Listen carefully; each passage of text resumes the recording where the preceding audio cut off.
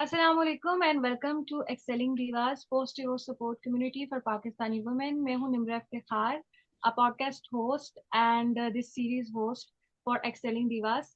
और जिस तरह कि हमने पिछली एपिसोड में एक सीरीज स्टार्ट की थी जिसका नाम है रिलेशनशिप एडवाइस, जिसमें हम लोग बात करते हैं रिलेशनशिप इश्यूज के ऊपर, रिलेशनशिप एडवाइस देते हैं। और उसके अलावा डिवोर्स वुमेन के लिए रिलेशनशिप स्टार्ट करने में क्या क्या इश्यूज हो सकते हैं और कौन कौन सी चीजें हैं जो उनको ध्यान में रखनी चाहिए रिलेशनशिप स्टार्ट करने से पहले या स्टार्ट करने के बाद, उसके ऊपर हम डिस्कशन करते हैं। उसका प्रीवियस एपिसोड हम लोग रिकॉर्ड कर चुके हैं और आज उसकी दूसरी एपिसोड है। और आज के एपिसोड में जो हम चीजें डिस्कस करने जा रहे हैं, these are also very important things that a woman need to make sure that she understands and she knows before she decides to go for a relationship, before she decides to date someone, or before she decides to explore partners. ठीक है, जो भी वो करना चाहे अपनी जिंदगी में, उसमें ये चीजें डिस्कस करना बहुत ज्यादा जरूरी है, जिसमें कि हमारे पास आ जाते हैं लव लैंग्वेजेस, आ जाती हैं अटैचमेंट स्टाइल्स, आ जाते हैं कम्युनिकेशन आ जाती है, और उसके अलावा क्या चीजें एक्सेप्ट करनी चाहिए और क्या चीजें नहीं एक्सेप्ट करनी चाहिए एक रिलेशनशिप में, वो सब हम लोग आज के एपिसोड में डिस्कस करेंगे। तो आज की एपिसोड आपने पूरी देखनी है ताकि आपको अच्छी तरीके से समझ आए ये चीजें, और आपके लिए ये चीजें जानना जरूरी है, specially if you are a women, whether you are divorce और नॉट डजंट मैटर, बट ये चीजें जानना आपके लिए बहुत जरूरी है। तो आज की जो एपिसोड है उसमें मेरे साथ पिछले एपिसोड की तरह सदफ मौजूद है, जो कि हमारी ग्रुप की एडमिन है, इस कम्युनिटी की फाउंडर भी हैं, तो मैं उनको वेलकम करती हूँ। अस्सलाम वालेकुम सदफ, कैसी हैं आप? Walaikum Assalam. Thank you, Nimra. Such a wonderful introduction of the topic, and indeed, this is so important for divorced women to understand. समझ आनी चाहिए आपको इन सब कॉम्प्लेक्सिटीज की पहले से, जब आप एक रिलेशनशिप में एंटर होना चाहें। तो अगर पहली दफा ऐसा नहीं हो सका तो at least for the second time, for the third time, what ever, आप इन चीज़ों को सीखें ताकि आइंदा के लिए आपके रिलेशनशिप्स में आसानी हो। तो very happy to be here and very happy to discuss this topic. Yes indeed, और आज हम लोग बहुत ही ज्यादा इंपॉर्टेंट चीजें जो है वो डिस्कस करने जा रहे हैं, जो कि मैंने देखा है नॉर्मली हमारे मीडिया में भी कहीं पे भी डिस्कस नहीं होती।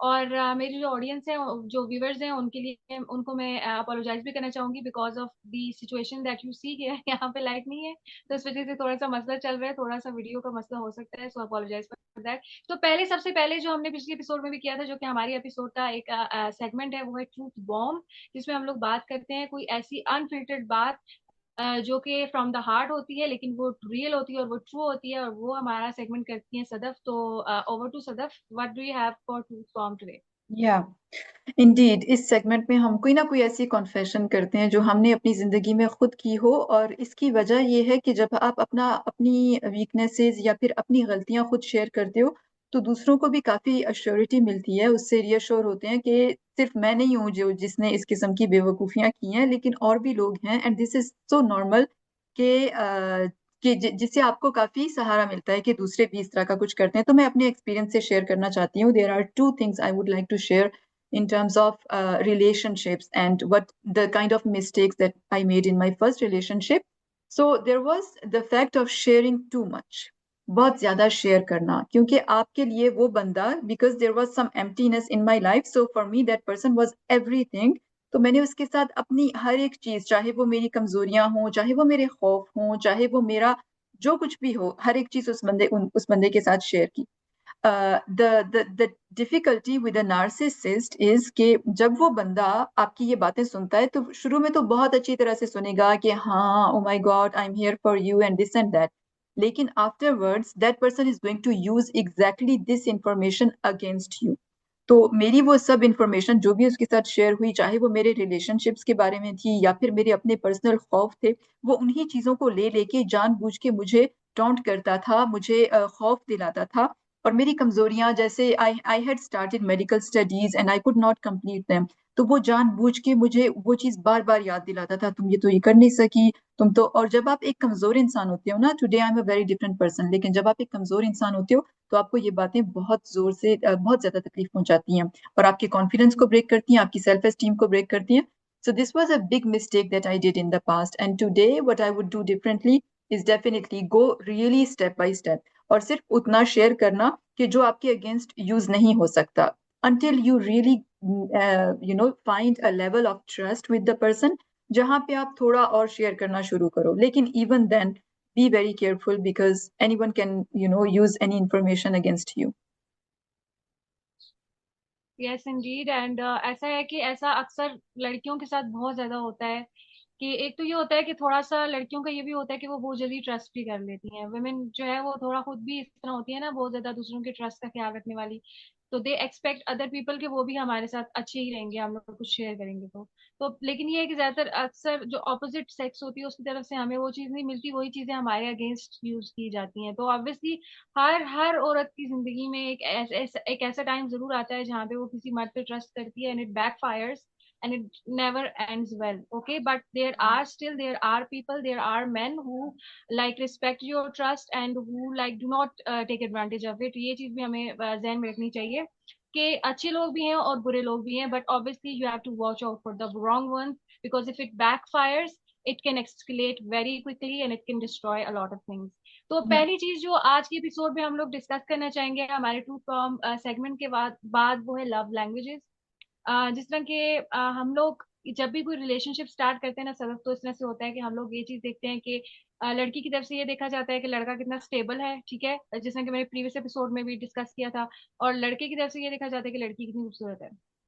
जो सबसे पहली आपकी प्रेफरेंस होती है ना किसी भी इंसान के साथ डेटिंग के टाइम पे कंसिडर करने के लिए, वो ये है कि आप अंडरस्टैंड करने की कोशिश करें कि आपके पार्टनर का लव लैंग्वेज क्या है और आपका लव लैंग्वेज क्या है। ठीक है, first of all you need to understand कि लव लैंग्वेज होता क्या है। लव लैंग्वेज का मतलब ये है कि how do you express your love for someone. ठीक है, आप अगर किसी से मोहब्बत करते हैं तो आप किस तरह से एक्सप्रेस करते हैं, आपका तरीका क्या है इसको एक्सप्रेस करने का। ठीक है, अब इसमें जो है 5 तरह की लव लैंग्वेजेस होती हैं जो कि डिफरेंट लोगों की डिफरेंट होती हैं। कुछ लोगों की जरूरी नहीं है कि एक ही लैंग्वेज होगी, कुछ लोगों की कॉम्बिनेशन ऑफ 2-3 लैंग्वेजेस भी होता है। ठीक है, तो उसमें सबसे पहले आ जाते हैं हमारे पास कॉम्प्लीमेंट्स यानी वर्ड्स ऑफ एफर्मेशन। कुछ लोग जो होते हैं अपने प्यार के साथ दूसरे लोगों की तारीफ करके करते हैं कि भाई तुम आज बहुत अच्छे लग रहे हो, तुम्हारे साथ ये कलर बहुत अच्छा लग रहा है। उनको इस तरह की बातें कह के दूसरों को, इवन कुछ लोग पोइट्री भी सुनाते हैं अपने पार्टनर्स को, उनको ज्यादा अच्छा फील करवाने के लिए इस तरह की चीजें भी होती हैं। और फिर उसके बाद आ जाते हैं गिफ्ट्स। कुछ लोग मतलब इतना ज्यादा वर्ड्स से वो एक्सप्रेस नहीं करते वो चीज, लेकिन वो अपने पार्टनर को अच्छे से ड्रेस लेके दे देंगे, परफ्यूम लेके दे देंगे, ठीक है, कोई घड़ी लेके दे देंगे, कुछ लेके दे देंगे, तो उस तरह से भी एक्सप्रेस करते हैं। ठीक है, उसके बाद हमारे पास आ जाता है फिजिकल टच भी आ जाता है। कुछ लोगों को कटल करना, हक करना, ठीक है, अपने पार्टनर के साथ बैठना, जुड़ जुड़ के ये सब चीजें करना उनको बहुत ज्यादा पसंद होता है। वो इस तरह से अपने प्यार का इजहार करते हैं। कुछ लोगों का जो लव लैंग्वेज होता है वो क्वालिटी टाइम है। ठीक है, उनको इस चीज से कोई फर्क नहीं पड़ता आप उनको कितने पैसे दिला रहे हो, आप उनको कितनी गिफ्ट दिला रहे हो, उनके लिए क्या चीज करती है, मैटर करती है। उनके लिए चीज मैटर करती है कि आपका कितना अच्छा वक्त गुजर रहा है आपस में। ठीक है, आपका वक्त अच्छा गुजर रहा है, आप एक दूसरे के साथ खुश हो, तो that is their love language. यानी कि वो अपना टाइम, अपनी सारी चीजें साइड पे रख के आपके साथ अच्छा वक्त गुजारने की कोशिश करेंगे, वो होगा उनका लव लैंग्वेज। ठीक है, तो ये कुछ लव लैंग्वेजेस होती हैं जो आपको मतलब जाननी होती हैं अपने बारे में भी, अपने पार्टनर के बारे में भी। फिर आपने फिगर आउट करना होता है कि how can you make the most out of it. ठीक है, आप किस तरह से, अगर मिसाल के तौर पर आपके पार्टनर को वो इतना एक्सप्रेसिव नहीं है, ठीक है, लेकिन उसकी लव लैंग्वेज है गिफ्ट्स देना। ठीक है, तो आप उसको किस तरह से यूज कर सकते हो अपने रिलेशनशिप में पीस लाने के लिए। ठीक है, अब आप हो, आपको गिफ्ट्स देना इतना ज्यादा पसंद नहीं है, लेकिन आपका जो लव लैंग्वेज है वो क्वालिटी टाइम है। तो आप इसको कम्युनिकेट किस तरह कर सकते हो अपने पार्टनर से कि भाई ठीक है, तुमने मुझे गहने दिला के दिए, तुमने मुझे गजरे ला के दिए, बहुत कुछ, लेकिन मुझे तो क्वालिटी टाइम चाहिए ना, मुझे तो तुमसे ये चीज चाहिए। तो इस चीज को पहले अगर आप खुद समझोगे, जानोगे कि आपका अपना लव लैंग्वेज क्या है, तभी तो कम्युनिकेट कर पाओगे ना।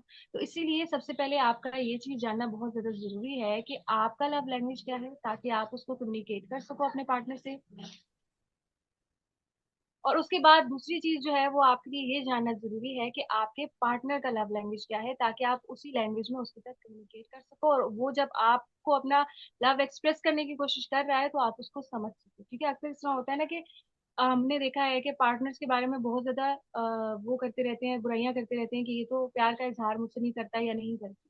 असल में वो करते हैं, लेकिन आपको उनकी लव लैंग्वेज का नहीं पता होता कि वो किस तरह से कर रहे हैं, वो किस तरह से कम्युनिकेट कर रहे हैं, जिसकी वजह से रिफ्ट पैदा होता है, सारी प्रॉब्लम्स पैदा होती हैं रिलेशनशिप में। सो लव लैंग्वेज को जानना बहुत ज्यादा जरूरी है, उस चीज को समझना बहुत ज्यादा जरूरी है। और इसके अलावा ये चीज भी समझना बहुत ज्यादा जरूरी है कि once you start a relationship, तो उसमें कौन सी ऐसी चीजें हैं जो एक्सेप्ट की जा सकती हैं और कौन सी ऐसी चीजें हैं जो कम्प्लीटली अनएक्सेप्टेबल होती हैं। तो उनके लिए मैं सदफ से ये पूछना चाहूंगी कि सदफ आप बताएं हमें कि क्या हो सकता है रिलेशनशिप में जो चीजें अनएक्सेप्टेबल हो, और कौन सी ऐसी चीजें हैं जो हमें एक्सेप्ट कर लेनी चाहिए, we should work with that. Thank you Nimra. I think आपने काफ़ी अच्छी तरह से लव लैंग्वेजेस को एक्सप्लेन किया है, और I think it's Indeed very important कि आप इस चीज़ को क्लैरिफाई करो अपने पार्टनर के साथ कि उसकी लव लैंग्वेज कौन सी है, आपकी कौन सी है, ताकि आपके अंदर वो जो एक मिसअंडरस्टैंडिंग होती है खामखा की, वो चीज़ ना हो, और आप लोग एक दूसरे के साथ अच्छी तरह से इन अ कंपेटेबल वे आप दोनों एक साथ टाइम गुजार सको। Now coming towards things that can be accepted और not, I would focus more on things that can not be accepted.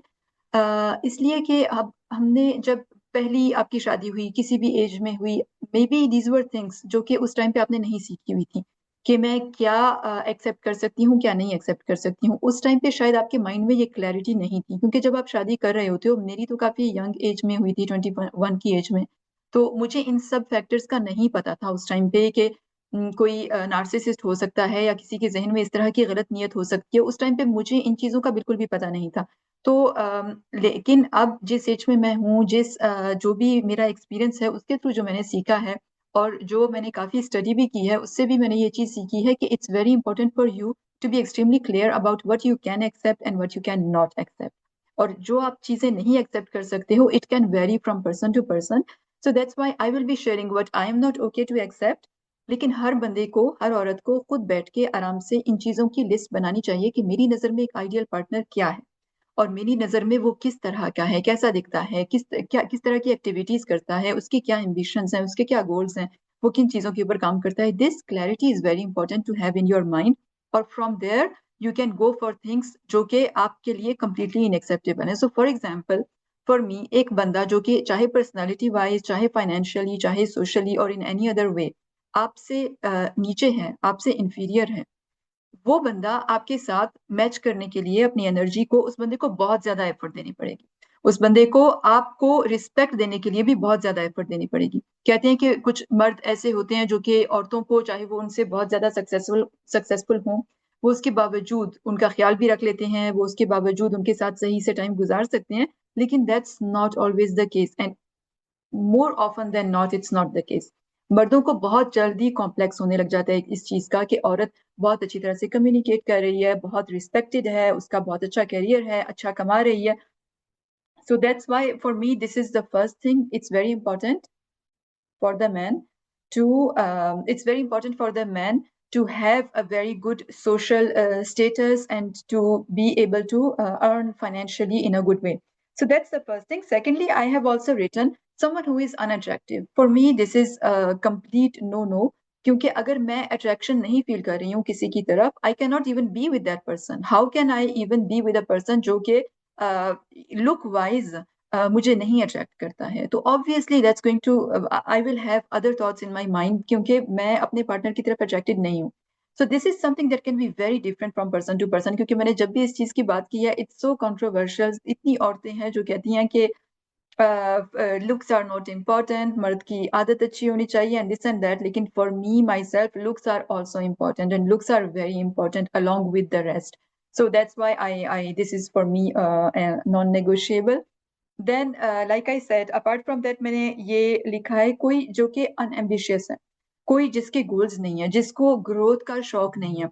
क्योंकि मैं बहुत ज्यादा ग्रोथ ओरिएंटेड हूँ, सेल्फ डेवलपमेंट के ऊपर मैं बहुत ज्यादा काम करती हूँ। So that's why for me it's very important to have a man also who inspires me. ना कि एक ऐसा बंदा हो जो कि कंप्लीटली अपनी जिंदगी में उसका कोई एम्बिशन नहीं है and he is like completely flat, कोई उसके अंदर कोई ऐसी एनर्जी नहीं है कि जिसको लेकर वो मुझे जिंदगी में कहीं आगे लेके जा सके। So that is something that's also a no-no for me, and I would not go with that. And then finally, intellectual compatibility is very important. So for me, what I will not accept is someone who does not have a good intellectual capacity to have good discussions, debates, to talk about different topics and all that. So I do feel very excited, like with people who are intellectually aligned with me and who search for self-development, who are constantly looking for improvement and all that. So you come across all kind of men. लेकिन एक मर्द जो कि इस चीज से completely okay है कि औरत उसके लिए पे कर रही है उसके खाने के लिए, for me it's someone who does not have the manners to respect a woman, who is relying on a woman. And this is one of the things, but of course in future he may rely on many other things like grocery, like other stuff as well. So for me it's a big no no to be with a man who is fine with me paying for his lunch or for his meal if we go out together. So these were some of those that are complete no-nos for me. और in terms of and it's not easy क्योंकि आपको कोई बंदा शुरू में नहीं दिखाएगा, शुरू में वो बहुत शो करेगा कि मैं तुम्हारे लिए पे भी कर रहा हूँ, मैं तुम्हारा ख्याल भी रख रहा हूँ, मैं तो बहुत रिस्पॉन्सिबल भी हूँ, क्योंकि वो आपको इम्प्रेस करना चाह रहा है. लेकिन ये आपको ओवर टाइम उस बंदे की असल शक्ल बाद में नजर आनी शुरू होगी. So be extremely careful with all of this, and as soon as you see a sign that is a non-negotiable for you, to be very honest, you don't need to continue with this kind of person. You deserve much better. और जब आप इस तरह की चीज को आराम से नो बोलोगी ना, तो अल्लाह ताला आपकी जिंदगी में बेहतर चीज भी बहुत आराम से लेके आएगा. लेकिन जब आप उस चीज को टॉलरेट करना शुरू कर दोगी, तो फिर आपको मजीद टॉलरेट करना पड़ेगा, मजीद टॉलरेट करना पड़ेगा. So it's up to you to be very very clear about what you don't want. बिल्कुल I agree with you on this Sadaf कि जब इंसान किसी अब्यूज को अकोमोडेट करना शुरू करता है ना, ये सोच कर कि one day it will and, तो वो कभी भी एंड नहीं होती, वो जस्ट एस्केलेट होती है. फिर आपको अपना अकोमोडेशन बढ़ाना पड़ता है, आपको पहले से ज्यादा बर्दाश्त करना पड़ता है. आपकी बर्दाश्त ज्यादा होती है सिर्फ, ना वो बंदा चेंज होता है ना वो अब्यूज खत्म होती है. So that is very important to decide what you can accept and what you can not accept and make it clear to your partner कि ये चीजें मेरे लिए एक्सेप्टेबल हैं और ये चीजें मेरे लिए एक्सेप्टेबल नहीं है. और जिस तरह की इसमें एक चीज आपके लिए जानना बहुत ज्यादा जरूरी है एक्सेप्टेबल और नॉन एक्सेप्टेबल की जब बात आती है, कि आपका और आपके पार्टनर का अटैचमेंट स्टाइल असल में क्या है. That tells a lot about your partner कि आपका जो रिलेशनशिप है वो कैसा होगा. अगर आप उस चीज को जज कर लेते हो, जान लेते हो कि ये इसका अटैचमेंट स्टाइल है, तो आप काफी बेहतर तरीके से जान सकते हो कि ये रिलेशनशिप असल में आगे जाके प्रोग्रेस जब करेगा तो ये कैसा होगा. जिस तरह की कुछ लोगों का जो अटैचमेंट स्टाइल होता है वो अवॉइडेंट होता है. ठीक है, अब अवॉइडेंट अटैचमेंट स्टाइल क्या होता है? अवॉइडेंट अटैचमेंट स्टाइल वाले काफी ज्यादा इंडिपेंडेंट होते हैं. ठीक है, उनको किसी दूसरे इंसान पे इमोशनली रिलाई करना नहीं पसंद होता, उनको किसी दूसरे इंसान के साथ ज्यादा वक्त गुजारना पसंद नहीं होता. उनके लिए अपना जो पर्सनल इंडिपेंडेंस होता है ना, वो एक रिलेशनशिप से भी ज्यादा इंपॉर्टेंट होता है. ठीक है, वो आपको ऑन होल्ड छोड़ देंगे, आपको गोस्ट करेंगे. ठीक है, जस्ट टू से कि भाई मेरी मीटिंग थी, या फिर मैंने अपने फ्रेंड्स के साथ प्लान बनाया हुआ था, तो आपके साथ प्लान बनाकर भी वो चीजें जो है वो उनको उस तरह से नहीं डिलीवर करेंगे. ठीक है, आपको वो कहेंगे कि फला वक्त में मैं आप तुम्हें कॉल करूंगा, लेकिन वो कॉल आपको नहीं करेंगे, वो आपको अवॉइड करेंगे. तो इसको कहते हैं अवॉइडेंट अटैचमेंट स्टाइल. ठीक है, और ये आपको शुरू में आपको लव बॉम्ब करते हैं, आपको बहुत ज्यादा अटैचमेंट देते हैं, आपको बहुत ज्यादा प्यार देते हैं. फिर जब रिलेशनशिप, एक रियल रिलेशनशिप स्टार्ट होता है, जब एक पार्टनर अटैच हो जाता है, फिर वो गोस्टिंग स्टार्ट हो जाती है, फिर वो लाइज स्टार्ट हो जाते हैं, फिर वो बहाने बनाना शुरू हो जाते हैं. तो ये होता है एक अवॉइडेंट अटैचमेंट स्टाइल. ठीक है, दूसरा अटैचमेंट स्टाइल, मेरे ख्याल से ये जो दूसरा अटैचमेंट स्टाइल है जिसमें मैं भी बात करने जा रही हूँ, जिससे ज्यादा प्रॉब्लमेटिक है, anxious attachment style. Anxious attachment style वाले बहुत ज्यादा एंशियस होते हैं अपने पार्टनर को लेकर, बहुत ज्यादा इनसिक्योर होते हैं. ठीक है, उनका ये हिसाब होता है कि उनको हमेशा ये डर होता है कि मेरा पार्टनर पार्टनर मुझे छोड़ देगा, फियर ऑफ अबैंडनमेंट में वो रह रहे होते हैं. ठीक है, तो ये एंशियस अटैचमेंट स्टाइल वाले जो लोग होंगे, ये आपको बहुत ज्यादा कॉल्स करेंगे. ठीक है, बहुत ज्यादा आपको मैसेजेस करेंगे. जैसे कि अनन्या पांडे ने अपने एक इंटरव्यू में ये चीज एडमिट की थी कि उनके बॉयफ्रेंड ने उनका बॉयफ्रेंड उनकी कॉल नहीं पिक करा था, उन्हें 52 टाइम्स उनको कॉल की थी अपने बॉयफ्रेंड को. तो इनको बहुत ज्यादा ये होता है कि अगर मैं इतना ज्यादा कॉल नहीं करूंगा, इतना ज्यादा उसको मैं ये नहीं शो करूंगा कि I am in your life and I care about you, और मैं तुमसे बड़ा प्यार करता हूँ, तो वो उनको इस तरह होता है कि ये चीज मैं इस तरह से एक्सप्रेस नहीं करूंगा क्लिंगी होके, तो ये बंदा मुझे छोड़ देगा. मेरा इस तरह से क्लिंगी होना बहुत ज्यादा जरूरी है in order for me to be in a relationship. ठीक है, इनका एक ये प्रॉब्लम भी होता है कि रिलेशनशिप के बगैर जिंदगी में नहीं जी सकते. ठीक है, इनका ये होता है कि लाइफ में और कुछ हो ना हो, खाने को कुछ हो ना हो, पीने को कुछ हो ना हो, लेकिन एक पार्टनर जरूर होना चाहिए. और जब पार्टनर होता है तो वो उसको इतना ज्यादा क्लिंगी हो जाते हैं उसके साथ कि उसके लिए इनसफरेबल हो जाते हैं रिलेशनशिप. क्योंकि ये उसको कॉल, वो बंदा नहीं पिक करेगा, उसको कॉल करके कहेंगे किससे बात करी थी, मेरी कॉल क्यों नहीं पिक की. ठीक है, वो कहीं पे चला जाएगा, कहीं पे इनको बताए बगैर, तो इनको ये हो जाएगा पता नहीं किसी से मिलने ना गया हो मुझे बताए बगैर, या इस क्या किसी और के साथ कोई चक्कर तो नहीं चल रहा. बहुत ज्यादा मतलब ये उस चीज को लेकर टॉक्सिक होते हैं. ठीक है, अपने पार्टनर को लेके, और उसको कंट्रोल करने की बहुत ज्यादा कोशिश करते हैं कि उसकी जगह पे उसके बहुत ही पर्सनल किस्म के डिसीजन लेंगे कि तुम फला रंग नहीं पहनोगी, इस रंग में लोग तुम्हारी तरफ बहुत ज्यादा अट्रैक्ट होते हैं, तुम फला जो इंसान है उससे बात नहीं करोगी, उसका रवैया मुझे तुम्हारे साथ अच्छा नहीं लगता, वो मुझे लगता है उसके तुम्हारे बारे में इंटेंशंस ठीक नहीं है, ठीक है। इस तरह की चीजें वो करेंगे, क्यों? क्योंकि उनको सिर्फ एक ही चीज का डर होता है कि इसको कोई और मुझसे छीन लेगा, या ये खुद मुझे छोड़ देगी, या ये खुद मुझे छोड़ देगा। इस तरह का फियर ऑफ अबैंडनमेंट जो होता है, उसकी वजह से ये अपने पार्टनर के साथ बहुत ज्यादा टॉक्सिक हो जाते हैं। और पर्सनली मैं इन लोगों को बहुत ज्यादा अवॉइड करती हूँ जिनका एंशियस अटैचमेंट स्टाइल होता है, बिकॉज मैं क्लिंगीनेस को बिल्कुल भी बर्दाश्त नहीं करती। एक और अटैचमेंट स्टाइल होता है जिसको कहते हैं डिसऑर्गेनाइज्ड अटैचमेंट स्टाइल। वो मिक्सचर होता है अवॉइडेंट और एंशियस का, ठीक है। उसमें इस तरह से होता है ना कि जो आपका पार्टनर है वो कभी कभी तो आपको इतना ज्यादा प्यार मोहब्बत देगा, इतनी ज्यादा आपके साथ बातचीत करेगा, इतना ज्यादा आपको अटेंशन देगा कि आपको हो ये this is the best relationship of my life, ठीक है। फॉर फ्यू मंथ्स इस तरह से होगा। फिर उसके बाद एक टाइम आएगा कि बिल्कुल गोस्टिंग स्टार्ट हो जाएगी, आपकी कॉल्स नहीं पिक करेंगे, आपकी बिल्कुल मैसेजेस नहीं का जवाब नहीं मिलेगा, ट्रेवल प्लान्स हो जाएंगे आपको बताए बगैर, ठीक है, आपको बताए बगैर फैमिली प्लान्स हो जाएंगे, बहुत कुछ हो जाएगा, आपको नहीं पता चलेगा। आप जब पूछोगे भी तो वो कहेंगे भाई तुम्हारा क्या लेना देना। वो कुछ अर्से के लिए वो टाइम चलेगा, फिर उसके बाद कुछ अर्से बाद जब उनका दिल करेगा कि वो आपके साथ दोबारा वक्त गुजारे, तो फिर लव बॉम्बिंग स्टार्ट हो जाएगी, फिर आपके साथ क्वालिटी टाइम, फिर सारी चीजें। फिर जब उनका मूड चेंज होगा तो फिर वो दोबारा से गोस्टिंग की तरफ चले जाएंगे। तो ये अप एंड डाउन वाला रिलेशनशिप होता है, अटैचमेंट स्टाइल होता है, जिसमें कभी कभी तो they give you all and sometimes they take it all back, जो कि आपके लिए बहुत ज्यादा अब्यूजिव होता है, ठीक है। जो पार्टनर होता है ना, वो ऐसे बंदे के साथ बहुत ज्यादा सफर करता है, क्योंकि उसको समझ नहीं आ रही होती कि what am I to this person, मेरा इसकी जिंदगी में मकाम क्या है, इसका इसका मेरे साथ कोई अटैचमेंट है भी कि नहीं है, ठीक है। उस इंसान को समझ नहीं आती, और ये बहुत ही ज्यादा एक अब्यूजिव किस्म का अटैचमेंट स्टाइल होता है। अब इसमें इन सब में जो सबसे ज्यादा हेल्दी अटैचमेंट स्टाइल होता है ना, उसको कहते हैं सिक्योर अटैचमेंट स्टाइल, ठीक है। जो सिक्योर अटैचमेंट स्टाइल वाले होते हैं ना, वो सबसे पहले तो कम्युनिकेट करने में बहुत ज्यादा अच्छे होते हैं, ठीक है। उनको आपसे क्या चाहिए और आपको उनसे क्या चाहिए, इसके ऊपर क्लियर कम्युनिकेशन वो आपसे बहुत अच्छी तरीके से कर सकते हैं, ठीक है। बाउंड्रीज को डिफाइन करने में ना उनको कोई प्रॉब्लम होती है, ना ही आपकी बाउंड्रीज को रिस्पेक्ट करने में उनको कोई प्रॉब्लम होती है, ठीक है। और सबसे बड़ी बात, सबसे ज्यादा इंपॉर्टेंट बात, कि इमोशंस को हेल्दी वे में, अपनी मोहब्बत को हेल्दी वे में किस तरह से एक्सप्रेस करना है, ये वो बहुत अच्छी तरीके से जानते हैं, without making you feel like a small person, और इस तरह का बंदा कि जिसको कुछ नहीं पता, वो आपको बहुत सी चीजें अंडरस्टैंड करने में हेल्प कर सकते हैं, ठीक है। होता है ना, चीजें आपको आपका पार्टनर समझाता तो है, लेकिन आपको बेवकूफ फील करवा के समझाता है।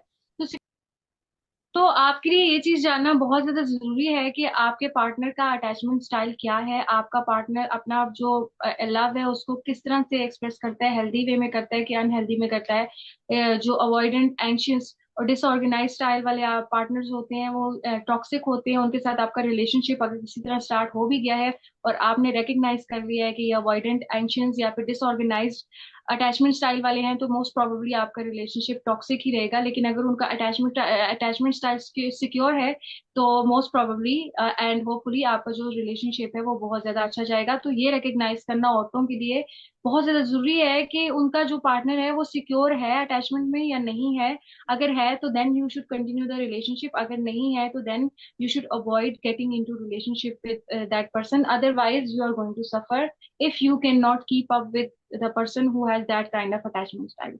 उसके अलावा जो एक चीज जो है हमारे लिए जानना बहुत ज्यादा जरूरी है अटैचमेंट के अलावा, वो कम्युनिकेशन है। रिलेशनशिप में कम्युनिकेशन बहुत ज्यादा इंपॉर्टेंट होती है, जिसमें कि हमने लव लैंग्वेजेस में भी ये चीज डिस्कस की है कि कुछ लोग डिफरेंट तरीकों से कम्युनिकेट करते हैं, लेकिन उसके अलावा भी कम्युनिकेट करना, क्लियर कम्युनिकेशन होना बहुत ज्यादा जरूरी है। तो उसके ऊपर मैं चाहूंगी कि सदफ हमें बताएं कि ट्रांसपेरेंट कम्युनिकेशन क्या होती है और वो किस तरह से की जाती thank you Nimra. So Indeed, अच्छा, ट्रांसपेरेंट कम्युनिकेशन में ये है, जिस तरह से हम लोगों ने आज जो जो हमने टॉपिक्स कवर किए हैं, चाहे वो लव लैंग्वेजेस हों, चाहे वो एक्सेप्टेंस और इनएक्सेप्टेंस हो, चाहे वो ये अटैचमेंट स्टाइल्स हों, ये सब चीज़ें आपको तब पता चलती हैं जब आप एक दूसरे से कम्युनिकेशन सही से करते हो। फॉर एग्जाम्पल, लव लैंग्वेजेस को समझने के लिए आपको ये टॉपिक लेकर आना है, आपको इसके ऊपर बात करनी है।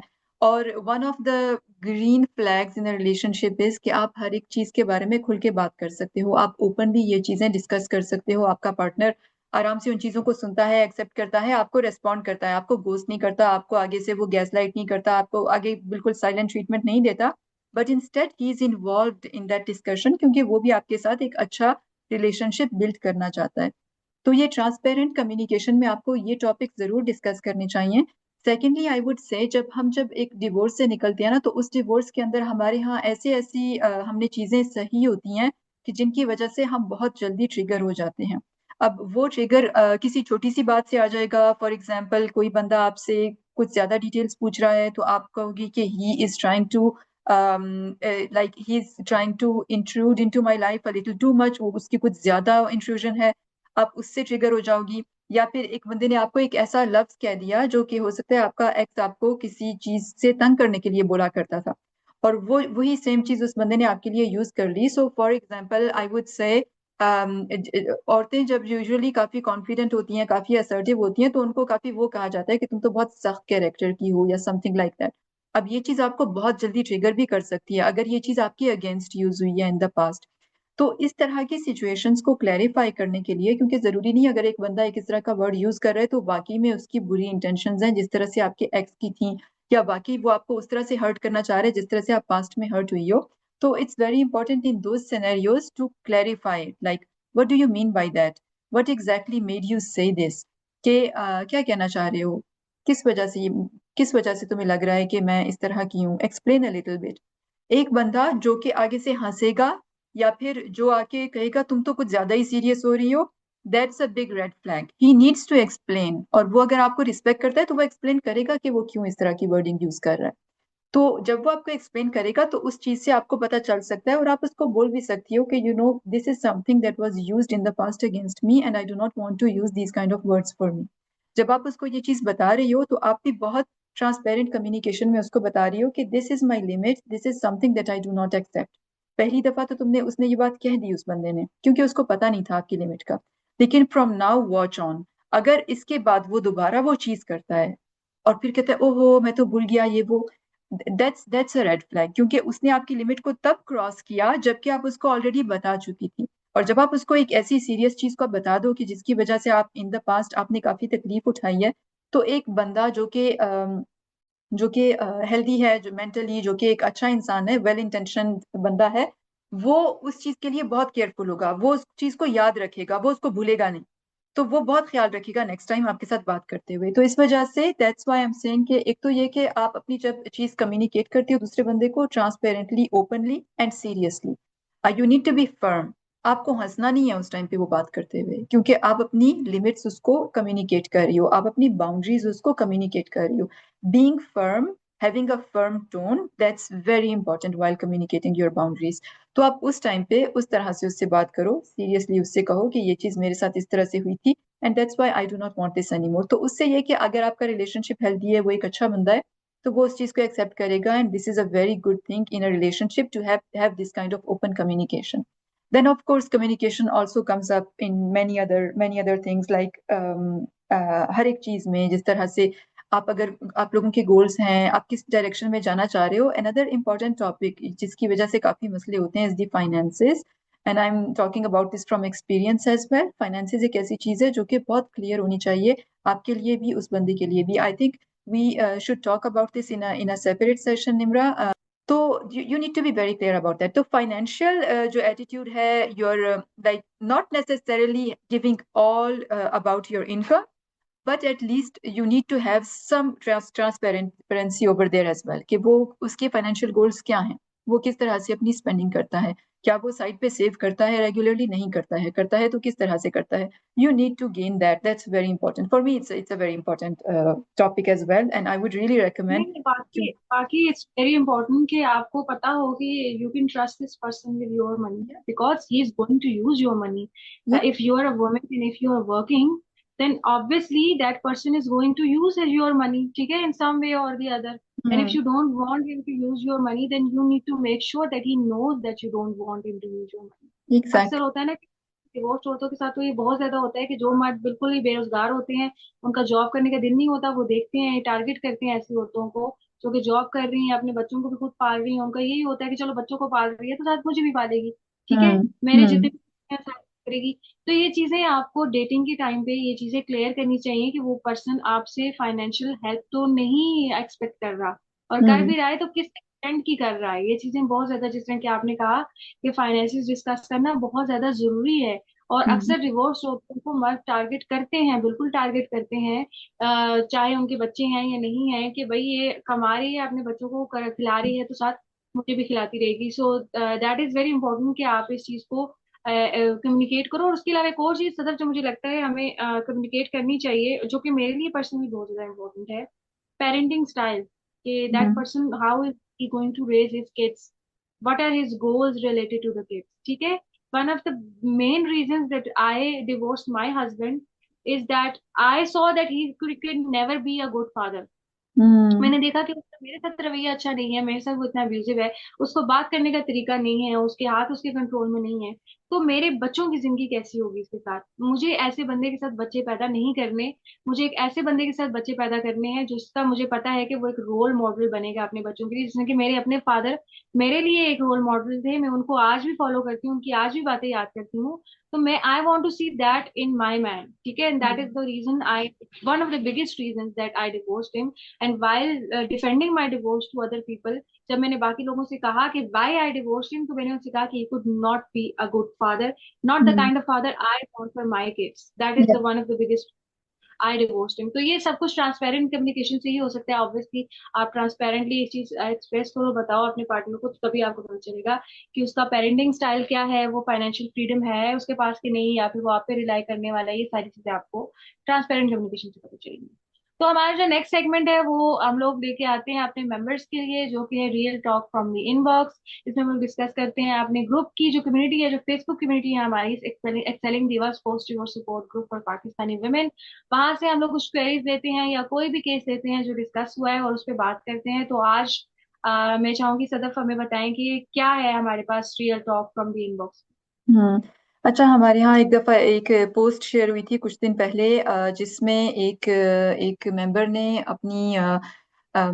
अपनी सिचुएशन के बारे में बताया था कि someone is accepting her for a second marriage along with her daughter, and that person lives abroad somewhere in another country, लेकिन he is putting forward these conditions. So in those conditions there were things like, वो जब वहाँ पे चली जाएगी she is not going to apply for citizenship over there, ताकि अगर if it does not work out between both of them, she has to go back to Pakistan.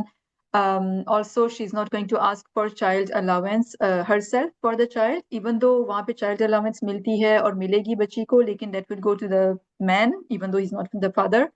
And a few other conditions. I do not remember all of them. और फिर उसमें एक ये भी थी कि अगर उसने कुछ ऐसा किया, लड़की ने सिटीजनशिप अप्लाई की, तो उसका जितना भी पाकिस्तान में उस लड़की की एसेट्स हैं, they will belong to that man. I mean for God sake, इस किस्म की कंडीशंस सामने रखना, एक बंदा इस तरह की कंडीशन सामने रख रहा है, how can you trust a person like this, simply because of the fact के, and this may not be the reason. I'm not saying this is the intention of that member at all. This is not the thing. The thing is कि अगर आप एक माँ हो बच्चों के साथ, तो उसका ये मतलब नहीं है कि अगर एक बंदा आपको आपके बच्चों के साथ एक्सेप्ट कर रहा है तो वो आगे और भी कंडीशंस आपके सामने रख सकता है। आपका आपके बच्चों को मेरे बच्चों के लिए, to be very honest, like मेरे बच्चे को एक्सेप्ट करने वाली चीज नहीं है। They are with me, they belong to me, they are with me anyhow. मैं ऐसी ये वर्डिंग सुन ही नहीं सकती कि कोई बंदा उसको एक्सेप्ट कर रहा है या नहीं एक्सेप्ट कर रहा। ये उन लोगों की बीमारी है, उन लोगों का प्रॉब्लम है, क्योंकि वो इस चीज को इस तरह से ले रहे हैं। For me my kids belong to me. कोई इस तरह का बंदा कोई ये बात कहने वाला हो ही नहीं सकता कि मैं तुम्हारे बच्चों को एक्सेप्ट करूंगा तुम्हारे साथ। लाइक तुम हो कौन मेरे बच्चों को एक्सेप्ट करने वाले या नहीं करने वाले? So that's the thing, I really want each mother, as long as you are independent and you are providing for your children, and even though you are not independent, you will be able to become independent, because for you it's very important to know the value of your kids. इन बच्चों को आप दुनिया में लेके आई हो, ये आपकी responsibility है, ये किसी की एक्सेप्ट होने या ना होने वाली चीज नहीं है, ये आपके साथ है। और आपको उसके बाद कोई एक बंदा जब आपको आपकी जिंदगी में आना चाहे, तो वो आपकी जिंदगी में वैल्यू ऐड करे, वो आपकी जिंदगी में फाइनेंशियली वैल्यू ऐड करे, वो आपकी जिंदगी में इमोशनली वैल्यू ऐड करे, वो वैल्यू एडिशन वाला अगर कोई बंदा है, तो in that case okay, perfect, very good. लेकिन if he is not even adding any kind of value, but he is saying okay तुम्हारे बच्चों को इस तरह से एक्सेप्ट करूंगा और ये कंडीशंस है मेरी, और हो सकता है कि वर्कआउट ना करे तो फिर मैं तुम्हारे पाकिस्तान वाले एसेट्स भी ले लूंगा। तो I mean these kind of things, I think women they need to be very careful when going for a second marriage, and specially if you have kids, क्योंकि ये चीज आपके बच्चों को जरूर अफेक्ट करेगी। आपकी जो अपनी एटीट्यूड है ना दुनिया के सामने, कि या तो आप एक वो कॉन्फिडेंट औरत हो जो अपने बच्चों को शो करो, listen I have everything in control, I am here to take care of you and you can trust me. और या फिर आप वो औरत हो जो कि किसी और बंदे के ऊपर डिपेंड कर रही है, और फिर आपके बच्चे आपसे सीख रहे हैं कि मेरी माँ उस पर डिपेंड कर रही है, अगर वो बंदा मेरी माँ के साथ अच्छा बिहेव करता है तो okay we are good, if he is not behaving well तो in that case we are not necessarily safe. This is wrong. You should definitely work this thing out.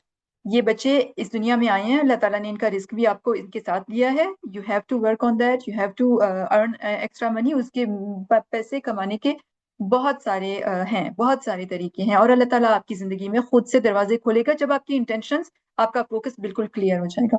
So do not accept, do not go for less simply because of the fact that you are a single mom. Do not even accept to talk with such idiots जो कि आपके सामने इस तरह की conditions रखते हैं. This is unacceptable.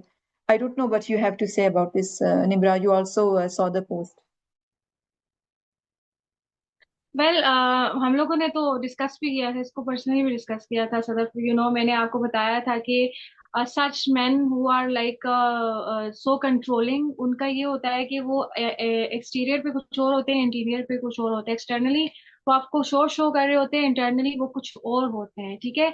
And that kind of mindset where you are trying to control each and every move of your partner, that is very toxic and that is a big red flag. ठीक है, मैं हमेशा औरतों से कहती हूँ, वो हम लोग जब औरतों को ये चीजें समझा रहे होते हैं ना, तो वो उस वक्त इतनी ज्यादा इमोशनल हुई भी होती हैं कि उसको रोमांटिसाइज कर रही होती हैं कि नहीं, he cares about me, that's why he is trying to tell me कि ये चीज करनी है कि नहीं. उसको मेरे अच्छे भले का ज्यादा पता है, ठीक है. अभी कल ही मेरा एक मेल फ्रेंड है, उसके साथ मेरी थोड़ी सी बहस बहस होगी इस बात में. मुझे कह रहा था कि लड़कियां जो हैं उनको इतना नहीं पता होता, वो इतने अच्छी तरीके से डिसीजन नहीं ले सकती. तुम देखो ना, जितने भी साइंटिस्ट हैं दुनिया में वो सब मर्द हैं. तो मैंने उसको गिनवाया, मैंने कहा तुम आइंस्टाइन की बात करते हो, आइंस्टाइन को जो है उसकी बीवी ने उसको इंस्पायर किया था थ्योरी ऑफ रिलेटिविटी देने के लिए. निकोला टेस्ला को उसकी माँ ने इंस्पायर किया था अपने साइंटिफिक इन्वेंशन के लिए, क्योंकि वो खुद एक इन्वेंटर थी, ठीक है.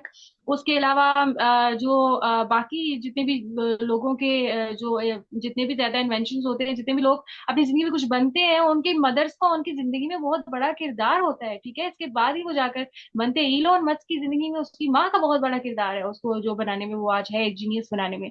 तो ये चीजें आप औरतों की कंट्रीब्यूशन को साइड पे करके, मर्द को सामने रख के उसको सारा स्पॉटलाइट देके ये नहीं कह सकते कि औरतों को कुछ नहीं पता. औरत की कंट्रीब्यूशन के बगैर आप के पास जो है वो आप कभी भी हासिल नहीं कर सकते. तो ये चीज है कि ये चीज मर्द अक्सर यूज करते हैं औरतों को कंट्रोल करके, तुम्हें तो कुछ नहीं पता, तुम बड़ी मासूम हो, तो इसलिए जो है तुम्हारी जगह ये सारे डिसीजन मैं ले रहा हूँ. एक और चीज मैंने आपको ये बताई थी कि अगर उस बंदे के पास इतना ज्यादा पावर है, इतना ज्यादा उसका सर्वेलेंस है, पावर नहीं सर्वेलेंस है, वो इतना ज्यादा वो उसको मॉनिटर कर रहा है कि उसको ये भी पता है कि वो किस ग्रुप में एनोनिमस होके क्या पोस्ट लगा रही है. तो मेरे ख्याल से जितनी इन्फॉर्मेशन उसने उस बंदे को दी है, उससे ज्यादा उस बंदे के पास उस लड़की के बारे में इंफॉर्मेशन है, और इन फ्यूचर भी होगी. और कुछ इस तरह की इन्फॉर्मेशन होगी जो उसने अभी कंसील करके रखी हुई है, लेकिन वो इन फ्यूचर उसके अगेंस्ट उसको यूज करेगा, ठीक है. That is also a very big red flag. एक बंदा है, वो आप देख रहे हो, वो आपको सर्वेलेंस कर रहा है, आपको मॉनिटर कर रहा है. Always be aware of that, because that person is holding some kind of information that he is going to use as a control tactic in future against you. Okay, और ये जब होता है तो तभी आपके ऊपर बम फटता है, उससे पहले आप रोमांटिसाइज कर रहे हो कुछ चीजों को. हम्म. तो एक और चीज है, एक और सेगमेंट है हमारा इस एपिसोड में, जो कि लास्ट सेगमेंट है, दैट इज री इन्वेंशन पार्ट, जिसमें हम आपको बताते हैं कि ऐसे कौन से क्वेश्चंस हैं जो आपको पूछने चाहिए related to our topic, related to whatever we discuss to enter in your relationship. तो जब भी आप रिलेशनशिप स्टार्ट कर रहे हो, तो हमारा जो आज का टॉपिक है उससे रिलेटेड ही मैं आपको क्वेश्चन बताऊंगी जो आपको पूछने चाहिए. सबसे पहले तो आपको ये पूछना चाहिए कि आपका अपना लव लैंग्वेज क्या है, आपके पार्टनर का लव लैंग्वेज क्या है. उसके बाद आपको ये पूछना चाहिए कि कौन सी ऐसी चीजें हैं जो आप एक्सेप्ट कर सकते हो रिलेशनशिप में और आप एक्सेप्ट नहीं कर सकते, उसको कम्युनिकेट कैसे करना है, ये पूछना बहुत ज्यादा जरूरी है. उसके अलावा आपके पार्टनर का जो अटैचमेंट स्टाइल है, are you okay with that, can you get used to that, can you live a life with a person with that kind of attachment style. And last but not the least, आपके लिए जो है वो कौन सी चीजें matter करती हैं relationship में, कौन सी मैटर नहीं करती, ये चीजें भी आपके लिए कम्युनिकेट करना बहुत ज्यादा जरूरी है. तो ये चीजें हैं जो आपको जहन में रखनी चाहिए रिलेशनशिप स्टार्ट करने से पहले. अपनी लव लैंग्वेज को जाने, अपने पार्टनर की लव लैंग्वेज को जाने, अपने अटैचमेंट स्टाइल को जाने, अपने पार्टनर के अटैचमेंट स्टाइल को जाने, आप क्या चीज एक्सेप्ट कर सकते हो उसको जाने. और सबसे इंपॉर्टेंट चीज, कम्युनिकेशन ट्रांसपेरेंट होनी चाहिए एक रिलेशनशिप में. अगर वो ट्रांसपेरेंट नहीं होगी तो मोस्ट प्रोबेबली जो आपका रिलेशनशिप है वो सफर करेगा, और वो रिलेशनशिप आपको बजाय इसके कि पीस दे, वो आपकी जिंदगी में केओस दिखाएगा. तो यहाँ हम्म. पे हम लोग एपिसोड को एंड करते हैं, और एंडिंग के लिए मैं I will head over to Sadaf. So what do you have to say about today's episode? Yeah thank you so much Nimra, very very very good questions indeed, जो कि हमें बहुत अर्ली ऑन अपनी रिलेशनशिप्स में पूछने चाहिए अपने आप से। I would like to close this session, today's session. मैं आप लोगों को एक मैसेज के साथ सेशन को क्लोज करना चाहूंगी कि जब आप डिवोर्स्ड होती हो ना, और आप फाइनेंशियली इंडिपेंडेंट होती हो एज अ सिंगल मॉम और not a mom but still financially independent, आपको इस तरह की बातें शायद सुनने को मिले, मुझे मिलती हैं सुनने को, शायद उतनी ज्यादा नहीं, लेकिन स्टिल मुझे इस तरह की बातें सुनने को मिलती हैं that you are too much, you are too confident, you are too aggressive aggressive, क्योंकि आपको बात आप इस तरह से करते हो कि आप बहुत कॉन्फिडेंटली अपनी बात करते हो, आप जिंदगी में किसी के ऊपर डिपेंड नहीं करते हो, like you are too much of a woman. क्यों? इसलिए क्योंकि आप इतनी कॉन्फिडेंट हो कि आपकी जिंदगी की सब डिसीजंस, जिस तरह से आप डिसीजंस की बात कर रही थी निम्रा, आप अपनी जिंदगी की सब डिसीजंस खुद से ले रही हो, आप अपनी जिंदगी खुद से गुजार रही हो। आई वुड से इस तरह की बातों को कभी भी अपने आप को अफेक्ट नहीं करने देना, और उन बातों को कभी भी सीरियस नहीं लेना। लेकिन आज, after all that I have done, and after all that, like living independently and not depending on any person, I'm just learning to also tell myself कि no, I'm not too much, I'm a simple person। अगर मेरी जगह यही बातें एक मर्द करता है तो उसको उसके ऊपर कोई भी उंगली नहीं उठाएगा, लेकिन अगर एक औरत ये बात कह रही है और बहुत कॉन्फिडेंटली अपनी जिंदगी गुजार रही है, तो उसको बहुत ज्यादा इस तरह की क्वेश्चंस उसके ऊपर क्वेश्चन मार्क डाल दिए जाते हैं कि she thinks to much of her self, she उसको बहुत ही ज्यादा अपने आप को समझती है, ये है वो है। अगर आप अपने आप को बहुत ज्यादा समझती हो तो समझती रहो बहुत ज्यादा अपने आप को, अगर आप बहुत टू मच हो तो continue being too much. If you are considered to be too aggressive, continue being too aggressive and too assertive, because that's who you are, and you are an amazing person, and you have been able to get yourself out of such a terrible situation and also rebuild yourself and continue your life in such a good way. So continue being that too much of a woman, and don't listen to anyone around you who is trying to put these kind of doubts into your mind, kyunki they have no place in your life. If you really want to grow, if you want to really live on your own terms, तो इस तरह की बातों को, इस तरह के remarks को आपने अपनी जिंदगी में कोई भी जगह नहीं देनी। So that's it for me. Thank you so much for watching today's episode. We will come back with the next session with a different topic. और अगर आप खुद भी कोई टॉपिक सजेस्ट करना चाहती हो हमारे डिस्कशंस के लिए, please feel free to write under this video itself, और हम फेसबुक के ऊपर भी पोस्ट डालेंगे ताकि आप वहाँ पे भी शेयर कर सको अपनी concerns, questions. We will be addressing them. Thank you so much. Take care and keep excelling. And thank you. And until next time. Allah Hafiz.